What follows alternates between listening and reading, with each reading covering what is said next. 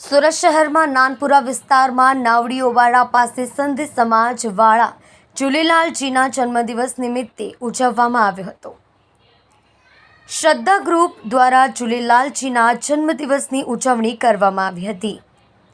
નાનપુરાના નાવડીઓવાડા ખાતે જન્મદિવસનો કાર્યક્રમ યોજાયો હતો, જેમાં મોટી સંખ્યામાં સિંધી સમાજના લોકોએ લાભ લીધો હતો। છેલ્લા ઘણા સમયથી સમાજ દ્વારા આ કાર્યક્રમનું આયોજન કરવામાં આવે છે।